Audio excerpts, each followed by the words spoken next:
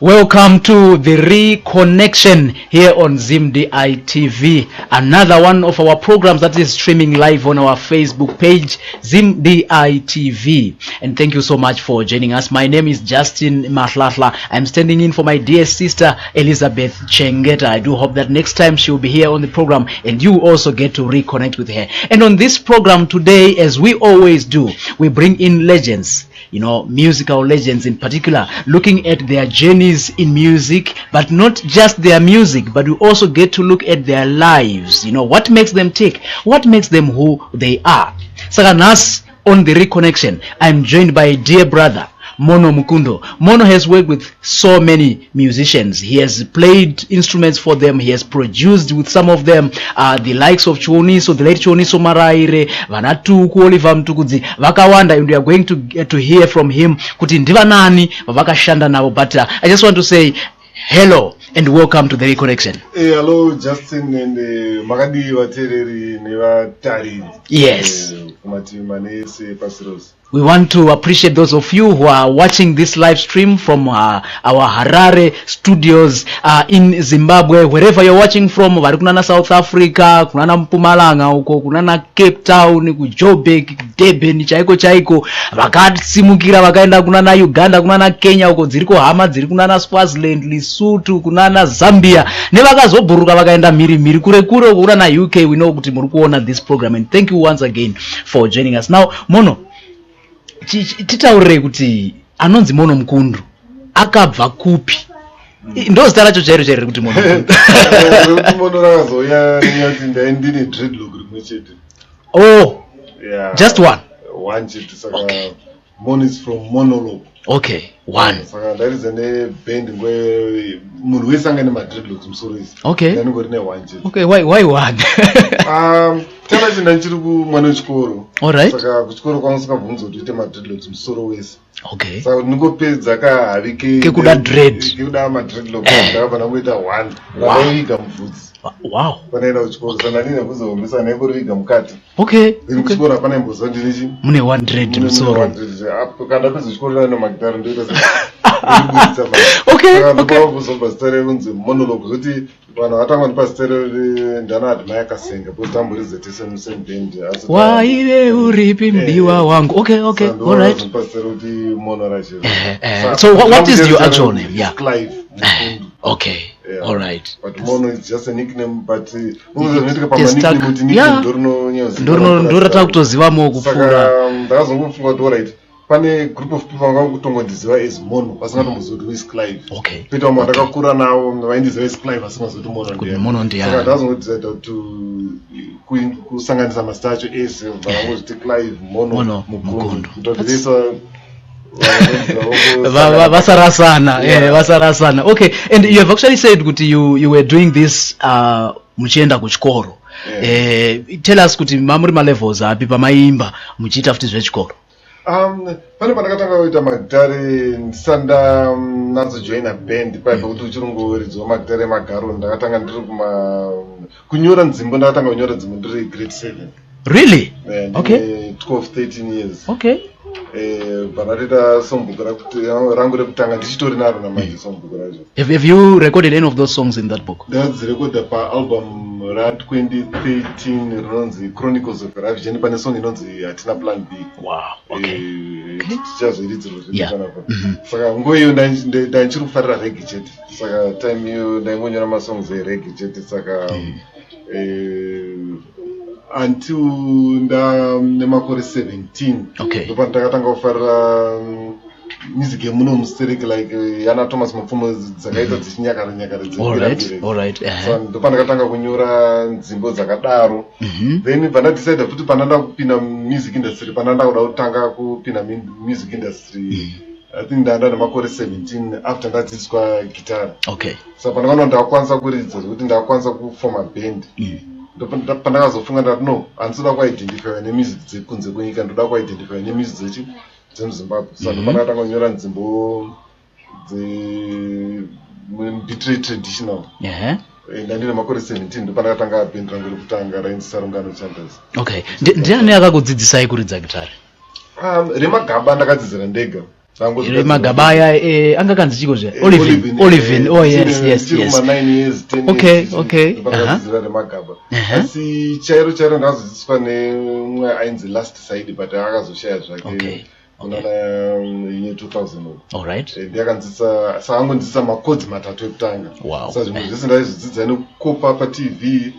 Mama mishinza ndangosangana naona muroad gitara magitara ainetsa kuwanaka. Saka unosanga munhu ane gitara kukumbira ndikumbiro ndimborowo one chord yangu ndinodai. Saka kwandakadziswa toti chomaito ndabva ndati kupractice stereo zvoti mushure mukango wakadiki ndanda kutokwanisa kutoridza muband. Saka ende nyaya kuti unenge wane karuzivo kawinako vamwe vanenge vakunyengera kuda kudzidziswa. Saka semunhu akasina gitari mai yanga exchange pata treatment. Alright. Panada access guitar mai ndabva ndatanga kuwana nguva yakawanda yekuita sei balance kuti kundokuverenga mabhuku ekuchikoro kundopractice magitari. Alright. Yeah, I think it's actually a lesson that our upcoming musicians can actually take from you there. Nyaya kuti because you cannot suppress the gift kana iripo, and sometimes you really don't have to wait kuti ndichazotanga zvemagitari ndakura, because looking at your age when you were 17 or when you were grade 7 you started writing my songs. This is also a lesson to parents kuti we can encourage vana to did your parents encourage you that much to write? Why is there big fight na babangu? A very big I think that goes for quite a number of our musicians. Because nguva iyo magitara inyadzisa kutimba bhebi cheko hapana bhebi raida kudana newe kana kumhoresa cheko munhu hapana zvainyadzisa munhu aitonyara kufamba akabata gitara. But nenyaya yekuti ndandine passion nazvo manje ndangoramba ndakatsikira ipapo. Saka mudhara maitenetsana kuti mudhara aiti hanzi ndoda kuti uende aifarira basa reteaching. Vari maprinciple kumacolleges.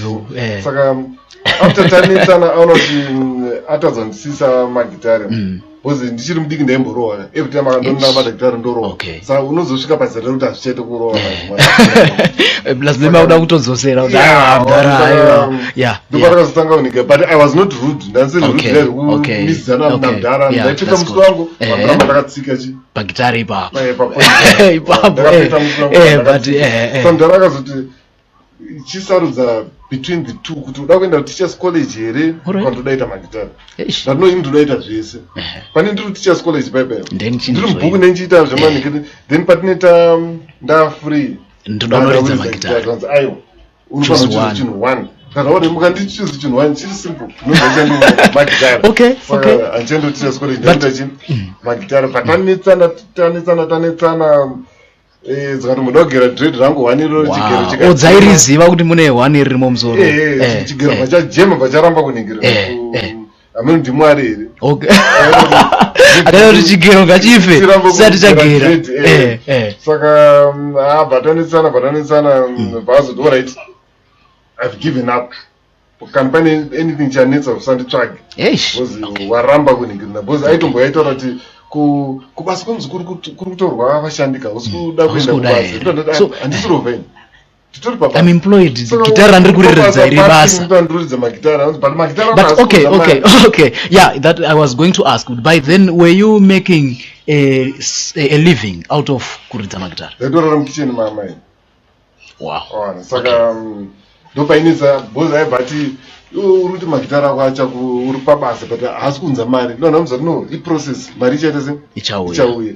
Saka mukwezo ndamboita kunge ndabudirira ndahwina nyaya yangu, but pakazoita dambudziko 1993 ndadana nemusikana wangu akazove mudzimai wangu. Saka pakanetsa kuti baba vemudzimai vanga vasingafariri mukwasha wemagitari vakomana. Saka papanetsa musikana bhanzi siyana nemukomana. Iwe between a rock and a hard place. Kumba havasi kuzvida, vanatezvara to be havasi kuzvida. Wakuti kune musikana wangu rambana nemukomana wako, musikana bharamba because vaibva kumhuri dzakabudirira start mugeto. Wana dziita manhamo apa. Ndekupi kugeto kwamuri taura by the way? Yes. Ipapo kubva mastrike ipapo. Zoti para chiboko ndakatozai mufriend yangu musikana wandaira naye pamba kuti aiwe ndoda kabheduka papa penya pa handikwanisi kuwana mukana wekutaura navo. Alright. Kanza klasi yavo iklasi yepamusoro She's out of your league. iwo haikona zvinetsa ingocreata mukana chiti it's an opportunity handiri kuda ndakanda soko zvaita usandipindire ndinopfimba ndege. Okay. Saka pakreatwa mukana bana strike vanadowina baby ka vana vatoshamisa kuti unoziva kuti mugeto mune musina mari ka saka vanhu vasina mari maiti apenga paentertainment manje masasa akapenga. Wow, okay, you make up for the lack of money nemashoko vanotaura zvokuti anoguta chete. I like this. Alright. Baba manje vakudza mwanasikana kuti iyo mukomana wangu iyi hatisi kumuda haana mari irombe tasaone murasta chichichi but mwana atapirwa zvake nechikoendeswa out of Harare aibva out of Harare achiuya kusvika mubereka mudzinga pamba manje adzingwa pamba manje. It was so serious. Responsibility yangu manje mudhara manje anditanga ngamboti kana pane chandizosaitese usadzoka usanditsvage ipapo ndopandakazobatirwa manje manje miromo yevakuru haiwiri pasi. Nambuza kuti uchanditsvaga ine waunditsvaga manje uri kudei nati ano chichi musikana adzingomba kwavabereki chichi saka ndakuda kubatsirwa panyaya dzemari andarakada manje musikana wacho anobva kupi history yake chichichi vanamudzati ano inherera but ari kuchengetwa nemafoster parents vakamerera zvanzawo haana vabereki ingozi saka hatisi kumuda havasi kuda mukwasha baba havasi kutomboda. Saka patasangana pakati mai padambudziko manje apa musikana adzingwa kumba vandatotaura neimwe hama yangu ndati ndichengetero chi musikana wangu achimbofanira kuita zvake basa remukicheni chichichichi asi painetsa kuti baba iramba ingosudza ingotsika kuti musikana wako hatimuda pano patati nemusikana manje nozechi apani dambudziko manje iwo adzingwa kumba mari magitara acho hasi kunze chi mari. Saka let's come up with a plan iwo ita nhumbu manje tonyebera kuti I'm not going to comment on your plan. Yeah, because you know I'm saying okay. All right. Tikabvunza totovhunduka kutonge atombozvizivi. Saka kana wane nhumbu hapana munhu achetese achakudzinga manje. Plan yava yabudirira munhu vaita chi. Wow, all right. Saka pana kutotanga kunzi iwe munhu musikana wakane nhumbu ndati uwane nhumbu kutonge ndikubvunduka ndatonzira mai uchaita sei manje chichichi. Saka ama yangu bhata ano ngatitorechi murogara bhati mai and mothers will always come through, man. Yeah, shout out to all mothers. Kana mudhara nenhumbu yake ndabve pano but paitwa meeting vatatopiwa 2 weeks unzi ndabve pano. Yes. Zvakanziwo chisarudza kuti udati musikana abve panapa here iwo sara kana kuti mese mobva ndada tese tobva tese. Saka ndopakazoningirana patakazotanga unotashidzwa unoshanda mumacheches panetime ndakamboridza neAsia Gospel Trainer namba. Oh yes, okay. Very powerful gospel group then. Yeah. Saka ndomafambira akaita nyaya. Wow, and right now she's happy, I believe. You know, she's very happy. She's been through thick and thin. 23 years, 3 marriage. Wow. Danana tane 24 years. Satanga danana Saturday 12 June. Oh, come on. Yeah. Wow. Here's one guy who is better than them all. I can't even remember. Ndakatanga kudana na madam wangu ready. I can't even remember. But she remembers. Don't tell me. Don't tell me, man. That's 24 years. Wow, congratulations, Baba. And you're going strong, eh? Yeah. Okay. So, you said Guti, when you learned how to play the guitar, mukadzidzira mukadaro kusvika makugona, even though maita ekukwereta kuti mukwanise kuwana chekudzidzira nacho and things like that. When chicha chaitika for you to decide kuti I can now form a band, munenge masvika pastage yakaita sei? Zvakaitika ndizoti kubvira nditori ne12 years pandakaona kuti ndine chipo chekunyora nzimbo ndabva ndangoita havi yekuti even nyange ndapedza chikora handinoda kuenda kubasa. Saka ndinatozonera futi basa kwacho. Saka ndabva ndangozvipira kuti ndoda kupinda magitari. Saka ndakamirira nguva yekuti nguva ikwane kuti ndikwanise kutanga band. Saka plan yangu yanga iri kuti ndikakwanisa kuridza gitari then ndienda kukwanisa kufoma band kuti ndasingati kufoma band ndisingagona kuridza gitari. Saka pandakazodzidziswa gitari chairo then ndaona kuti nzvimbo dzangu ndakakwanisa kudziridza ndobva ndazoti kune mafriends angu ndada kufoma band ndibatsire kutsvaga chi vanhu. How did you identify the talent that you needed? Pana tiri kuchikoro ndaidza time ndaidza pamufakoza i3 I remember taidza nemuchindainzi Freedom Tizwa I think. Okay. Ndo ndakataura naye ndoda kutanga band ndine masongs angu but kumareni kwedu kune mumwe muchinda anonzi Chiketsa anoridza chi anonzi gitare chi nogona kuyaomona panaina panoona muchinda yakati nino ndikutozvidawo futi nditoshaya band rekuridza naro but ndito ne friend yangu anoridza bass futi chi ari pachikoro penye makutobuilda patomushedza muchinda yabva patatoita 3-1 ainzi Edson December patotanga to practice story band ndandinaro bva ndine coffee story makari tichipa Sarungano Chantas. Sarungano Chantas. Okay. Then patotanga to practice them. Then pata realize tauda ku practice tishandisa my electric guitars. Patotanga no practice ku dzivara seko pane painzi pa Celestino so pa high school my instruments of practices. Saka taku practice ra ipapo manje. Muningina wemuridzi wema instruments airidzi wema drums. Patongoti ndafara kuona uchi band rawafana ndikuridza nemadhara ndikuridza nevanhu vezera rangu saka tikonzoridza tese tata hatitori no drama vamatotatimi yakatokwana then patotanga kutenda ainzi maauditions because kudhara kuti murekodi maifanira kutanga matenda maauditions ekuti munoridza pamberi pemaproducer mukapasa marekodha mukatadza monzendai munoita futi pataenda patanzi anoyochi chipo changu chakanyanyira pakunyora nekuridza gitare maybe pakubheka but pakushaura zviti satsvagachi anoshaura patatsvaga munhu anoshaura pataita 5 saka ndopatakaenda pamaauditions akawanda but akafoira akaramba ese more than 10 auditions zandoparwa first band. Oh really?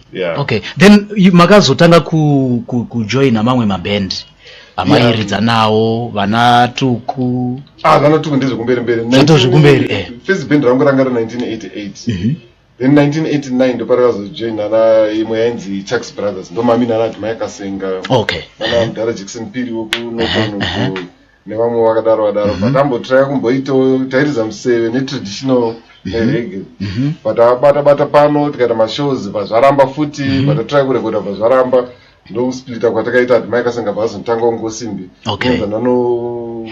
foma nemafriends angu bva tafoma rimwe rainzi ranga raunzi Chikokoko rere Chikokoko 1990 saka tambomuvha kuenda kwaMutare bva tanogara kuTsvingwe paNyamanindi hotel bva tazodzoka back kuMarare bva tatrai kurekoda pazvamboramba bva tazobudira kurekoda takazobudira kurekoda February 1992 ndopa takarekoda first album redu but album richingobuda tabva tapesana manje nyaya dzepolitics dzemaband manje ndoda kuti muzonyatsodzikadzika nepolitics dzemaband later but you know this is exciting. You are watching the Reconnection. Thank you so much for joining this exciting discussion. I'm joined in the studio by Mono Mukundu.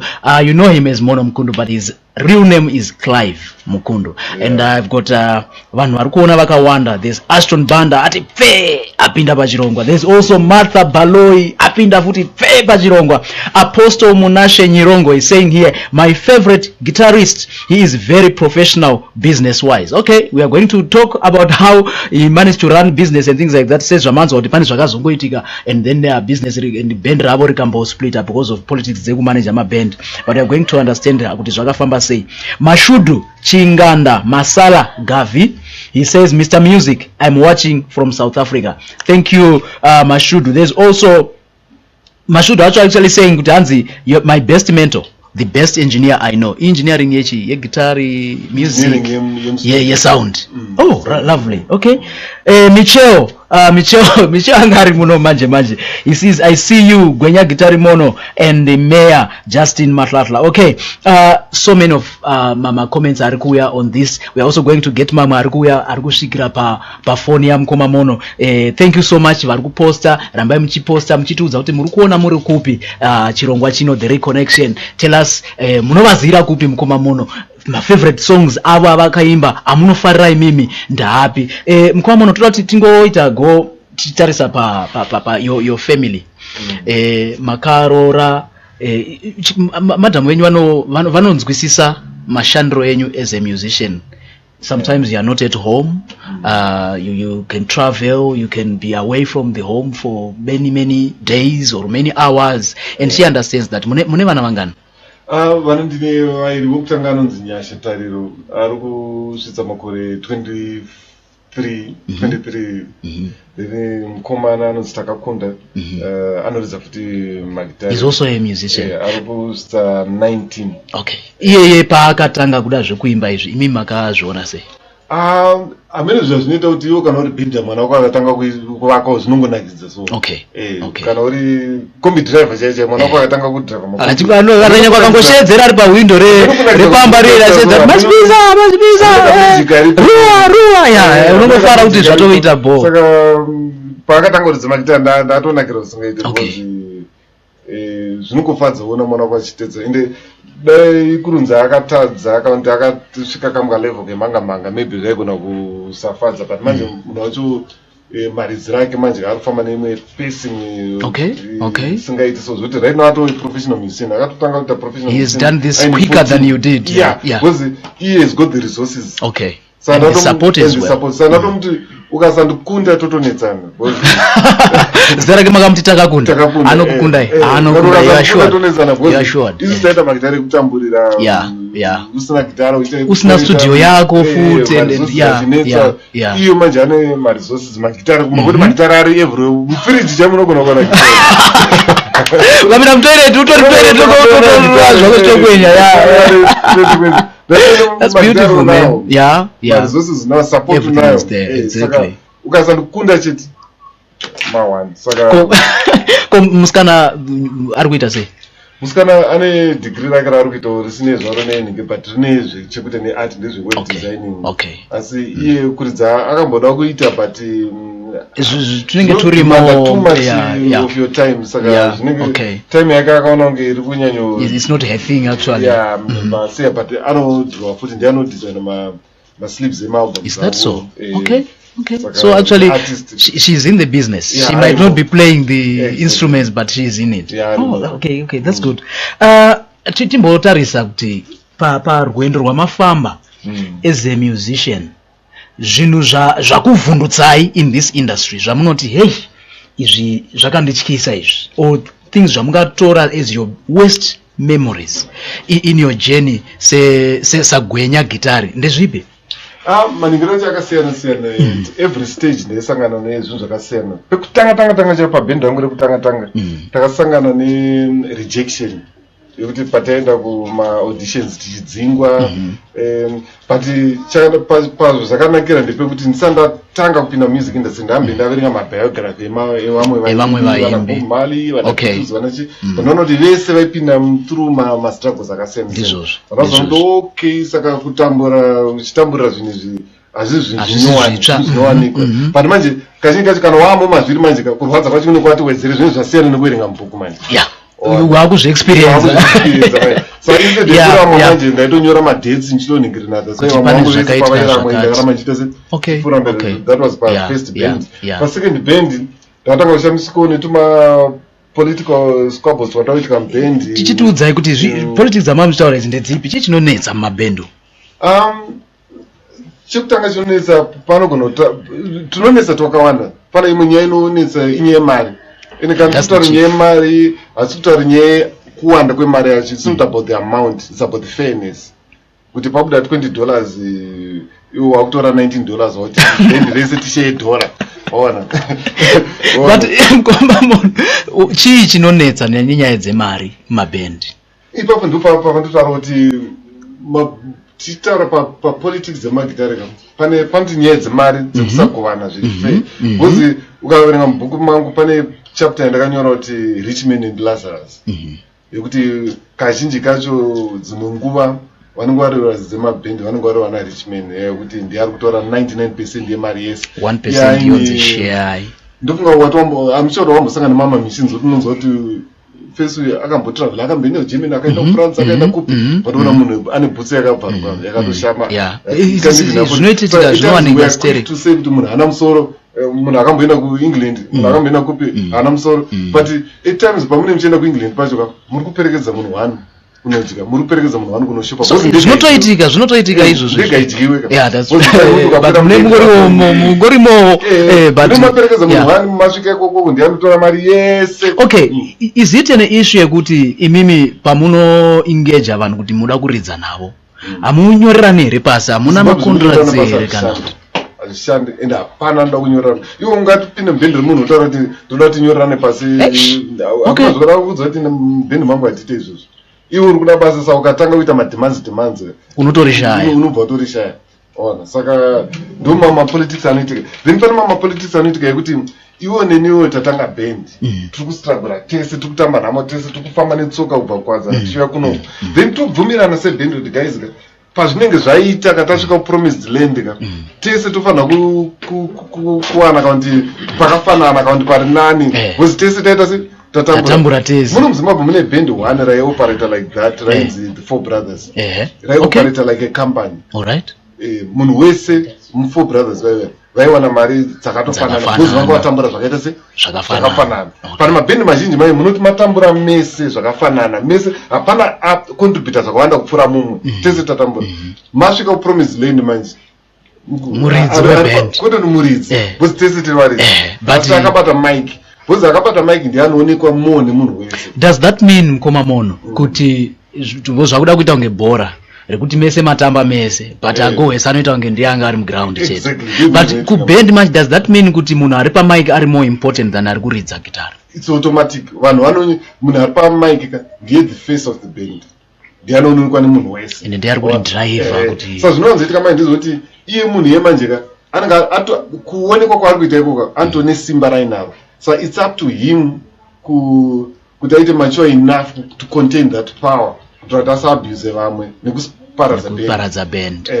Wozivo kana uri pamberi, for example toti tine band handiti tese tikuridza tasifagura tese ndiri kuimba, for some reason vanhu vanongoda kungopa munhu ari kuimba credit yese kupfuura vari ndiri ndanyora song but ikaimbwa nauyu ndiye anoita se aimba ndiari. Saka iye manje anogona kukurirwa nemacomments aari kupiwa nevanhu manje kunzi iwo ndiwe akapenga ndiwe bhendi rese, to the extent kuti unogona kupedza wane pfungwa dzekuti since ndine bhendi rese ka ndindakuda kutungamira, ndinda kutora mari yakawanda. I remember rimwe bhendi mai manje apa aishaura wacho anga atojoina bhendi after 20 years bhendi ratanga, but anga ataura kuti inini musati magowana mari ndinoda kuti mutange mandi mavhiki yakati, because ndiri kuimba ndichiedza vanhu tuma elements ndototanga kuimba.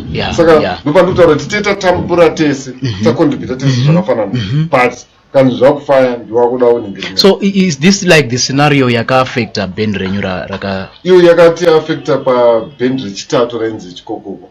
Musecond band chakanetsa pakanyonetsa kuti ini ndina ndiri band leader and Mike Senga anga ari band member, but musiyana wanga uri ndoti ini and Mike Senga aigona kuimba kufura inini, saka iye anga kuti no, since inini ndinogona kuimba ndiri kuita malead vocals ndodo mashares akati star rangu ndarichiedza basa reband rinzi Mike Senga and the Chucks Brothers, that ayo takadaro manje iwo ndiwato band kana usiku hatichakwanisa kuridza. Zvinofanira kuti wangaenda kubhendi raThomas Mapfumo and the Blacks Unlimited kusina Thomas Mapfumo asipo havachakwanisa kuridza. Ukaenda bhendi raOliver Mtukudzi and the Black Spirits, Oliver Mtukudzi akasauya haachakwanisa kuridza, but ukaenda kuUB40 you can't tell kuti ndingapo here kuti aripo bhendi rinenge richingoridza ndizvozvo chaizvo mukomba inokungonzi mukomba nevaripo ipapo nguva iyoyo. Ndaenda kunikirana ini ndiri kunyorawo masongs, iwo kunyora masongs musiyana ndokuti unogona kuimba record, saka ndopakaitika mangange second band. Ngatsvaga mumwe ndiana ini ndandajoina zvangu bhendi papaya iye angajoino ranga ritori ritoexista mese makazongouyawo. Saka bhendi rechitatu manje rainzi chikokoko parakatangwa rainzi Crocodile Rockers Gang, then iye akati ngatifome band, ndikati no ini ndine masongs angu ndotone chinangwa chekutounganidzwa vangu vanhu nditandichi band rainzi bhendi rechikokoko. But no sakuti zvibalance my because takatanga tiri vaviri kuti zvibalance. First album torekoda riri mustar mangu mende chikoko and the Crocodile Rockers Gang, second album rorekoda mustar mako Mono Zvinonzi and the Crocodile Rockers Gang. Alright, pakanaka but ownership nemashares apo zvanzi no since tese tenchicontributa zvakafanana hapana rupinda bhendi aine mari tentiri equal partners including mamaband members ese tikabva tabvumirana kuti right katafoma bhendi iroro hakuna munhu achataura kuti kambo ndikangu achitaura bhendi nderangu ndezvedu tese so we went through my struggles famba netsoka chinaiwa tikaita sei uswera nenzara after makore 3 ekutambura nekuti nabva tazomaneja kurekoda album redu barabuda barapisa zvisingaiti album ichingotanga kupisa album isati atombobuda akabva inabva anochinyisa zita reband from crowd rukazigeng baisa seneme yake band vakatonzi chikoko imagine band ringotanga kunzi mahlahla out of the blue ndiwato band exactly iwo ukabuda mubhendi richato exist hazviite kuti musare nezita rangu futi ndizvo ndo dambudziko wanda takatanga kunetsana kuti iwo sei wachinja zita rebhendi tisina kubvumirana zvinhu zvese tanchibvumirana kweso zvanzi ningiri tangoona kuti bhendi zita rangu ringori fani saka inogona kore kuti mukunda harisi saka papaita mangange mainterviews ako indega but atakabvumirana tinoenda tisi kuti tinongoita tese neunity yedu ndizvozvo zvakaparidza bhendi rechitatu pabhendi rechina ndada kungojoina mabhendi evamwe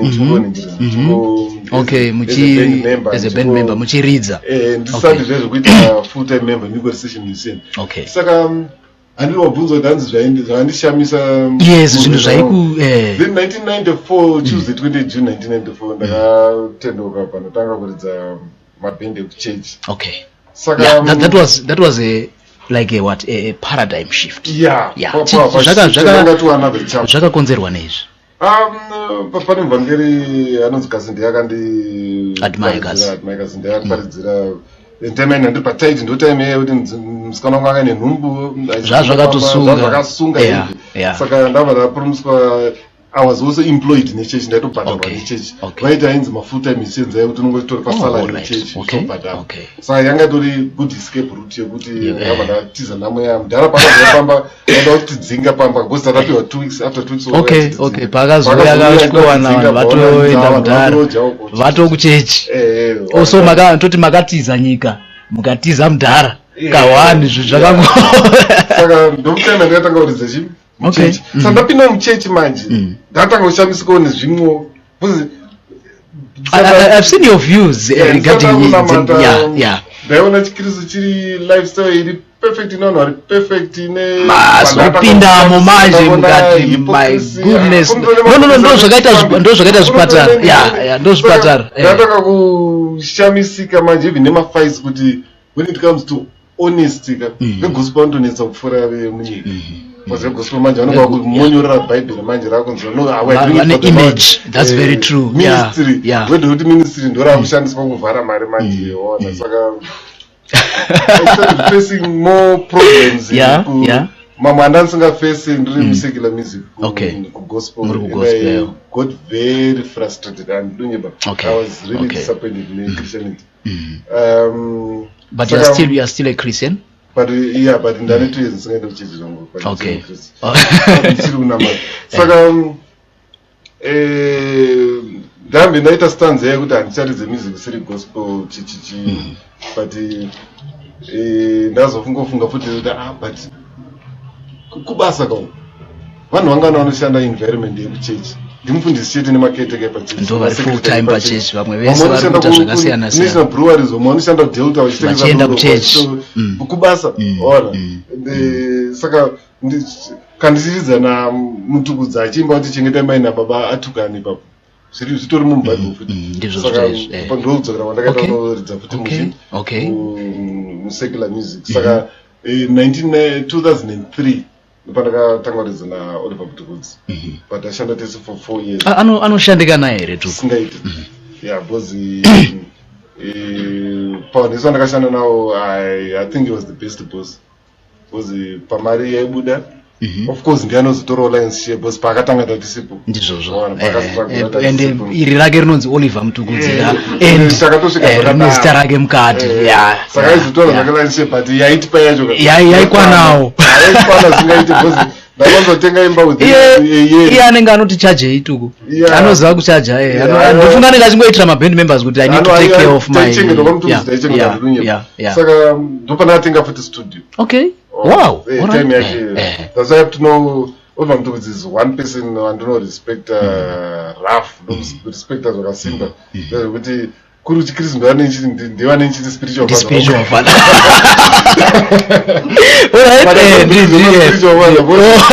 Spiritual father mwarauzita chima.